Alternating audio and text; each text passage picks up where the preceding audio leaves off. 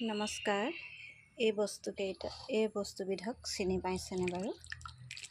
এইবিধ আচলতে বাঁহগাজ আমি কাটি কিনি এনেকৈ পানীত 4-5 দিন তিয়াই থৈছোঁ। দেখিবলৈ ভাল লাগিছে, খুব ভাল লাগিছে দেখিবলৈ। এটা গোন্ধ আহে আৰু এই গোন্ধটোতে গোটেই পাকঘৰ মলমলাই থাকে। এই বস্তুটো সকলোৰে প্ৰিয় নহয়নে বাৰু? আপোনালোকৰ প্ৰিয়নে? এইটো এনেকৈ চেপি ইয়াৰ এই এই বস্তুখিনি নিমখ, তেল, জলকীয়া, পিঁয়াজ কাটি আলুৰ লগত পিটিকা কৰিও খায়। আৰু মই আচাৰ বনাবৰ বাবে প্ৰস্তুত কৰিছোঁ, কিন্তু এই আচাৰবিধ মই বনাবৰ বাবে মোক বতৰে লগ নিদিয়ে।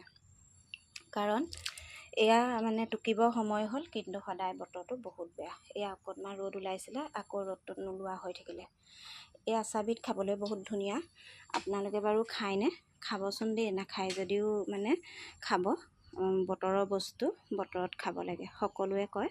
সেয়ে ময়ো বতৰৰ বস্তু বুলি এনেকৈ কষ্ট কৰি পিনি বোলো আচাৰ অকণমান বনাম, কিন্তু বতৰে মোক কেতিয়াও লগ নিদিয়ে। প্ৰায় বতৰটো টুকাৰ সময়তে বেয়া হৈ থাকে। আপোনালোকৰ বাৰু হয়নে? মোৰ কিন্তু প্ৰায়ে হৈ থাকে দেই। সেই ভিডিঅ'টো বনালোঁ, ভাল পালে চাবচোন দেই। ধন্যবাদ।